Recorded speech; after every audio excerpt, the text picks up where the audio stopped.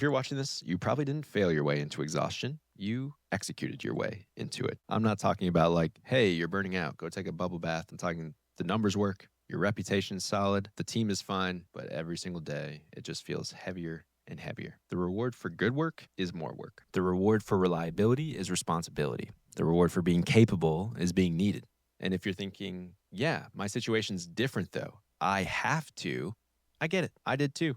That's why this pattern is so dangerous for high performers. You don't burn out from weakness, you burn out from proving you belong in the room, proving you can handle it, proving you're the safe pair of hands. And capable people can survive almost anything, so they start calling survival success. In the next few minutes, I'm going to give you 3 diagnostic questions I use when the right move stops feeling true.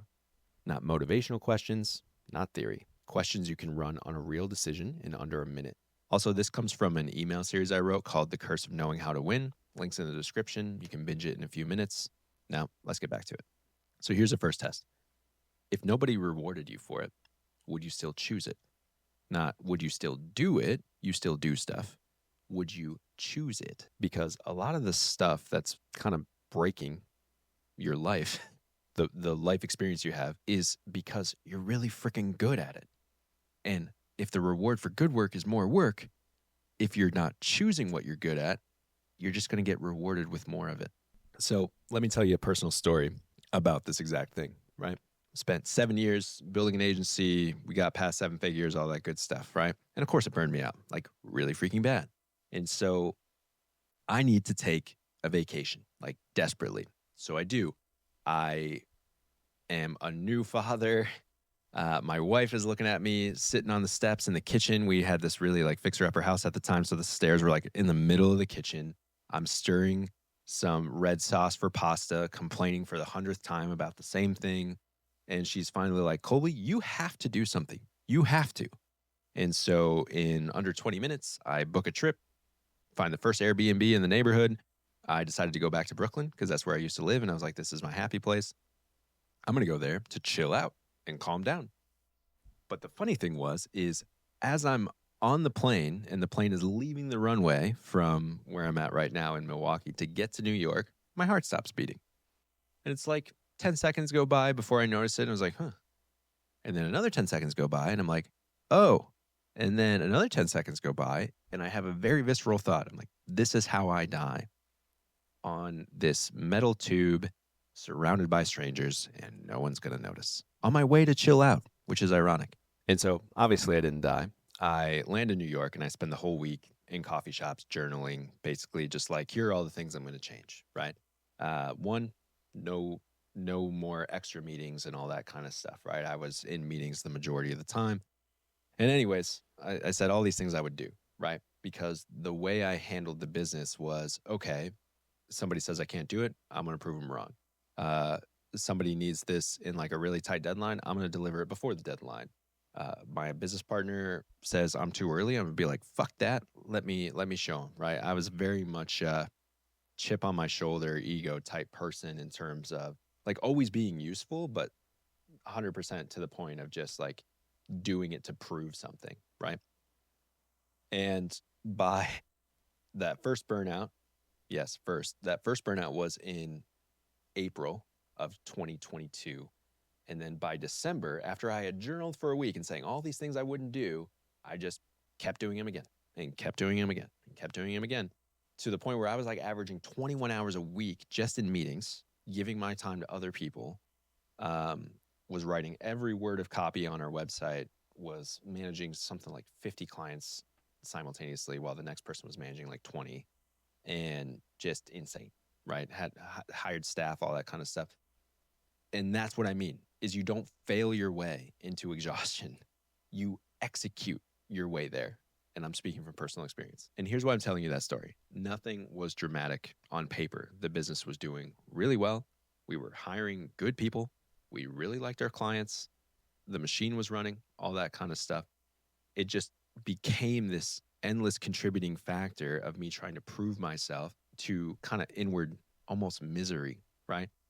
And the problem was I could justify every decision, which I'm guessing you can as well. You're saying, oh, just a little bit more of a push and then I can relax. Or, oh, after this next hire, then I'll be able to take time off.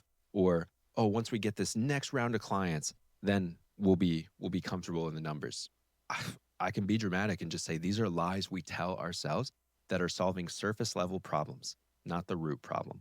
The long story short is we need to stop calling survival success. And so instead of telling you that you're lying to yourself, because you might not be, and you might be in a completely different stage than I was, and it might not be as dramatic as it was for me, I want to give you 3 questions that no matter what stage you're at, these questions are going to be useful to you because when you answer them honestly, it will be impossible for you to ignore what's really going on, right? And if they yield fantastic answers where you're not ignoring anything, amazing. But let me just be honest, it's going to be unlikely. There shouldn't be any fear that these are going to be motivational, right? Because there's really like 2 kinds of heavy. You know how people say like choose your hard? It's the same thing with what's heavy to me. There's the version that is absolutely meaningful and useful because you have conviction around it. And then there's the other side that's just inherited and noisy, right? Think of looking successful versus feeling successful. And so the goal of these questions is not to make everything easy for you, right? As you grow, you're only going to have more challenge. That's the reward for growth is it's not easy, it's challenging. The goal then is do these questions actually identify how to accept the challenge and want the challenge rather than just inherit a challenge you never wanted to choose to begin with. So let's go back to that first question because that's number 1. If nobody rewarded me for this, would I still choose it? And the reason that question is so important is because if you are not thinking in that way, it will default into things you are good at. And many times we get good at things that we wouldn't normally choose. And if the reward for good work is more work, the reward for what you're good at is going to be more of what you're good at. More, more, more, more. And so if what you're good at are things that make you feel like you're in survival mode, you are going to be inundated and keep given more things that make you feel like you're surviving, not thriving. And speaking of survival, that's the next question. Am I doing this because it's worth doing or because I can survive doing it? And that's going to be the operative word because survival is this thing we want to like that starts in your own head. That starts in your own decision making. That does not start with how many clients you have, how much money you make, where you live, any of that sort of stuff.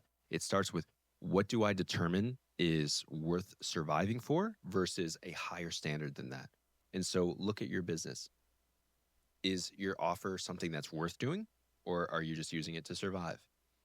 Is that client you've had for years who's still on the lowest price point worth serving? Or is that something you're doing to survive because you don't want to ruin the relationship or you are dreading the conversation of asking for more because things change?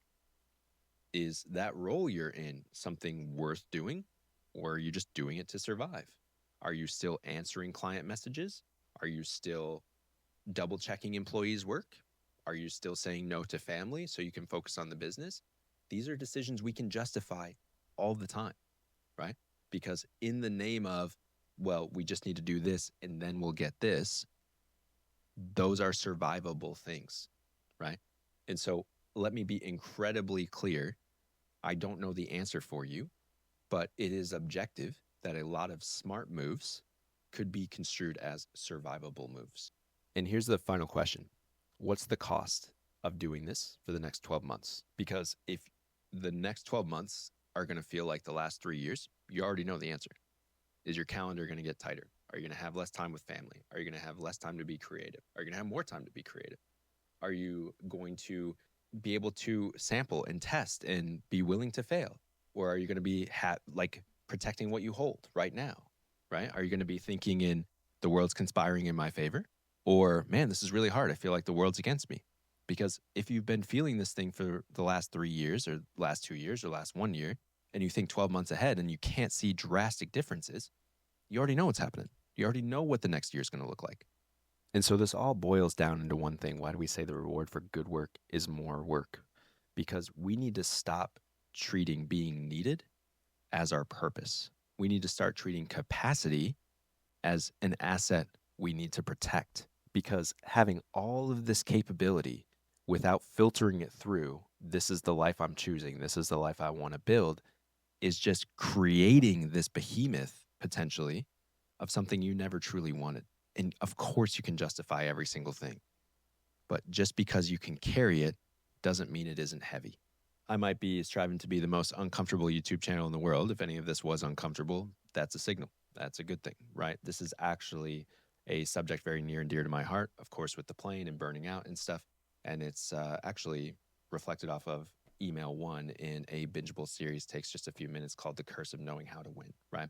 It's just my take on, I feel like I would rather you feel successful than be obsessed with looking successful, because there's a lot of context and nuance and why in there.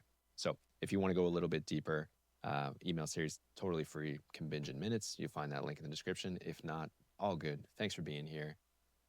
Choose your heavy, choose your hard, make it worth it. Don't know when I'll be publishing the next video, but I know I will be. So we'll see you in the next one.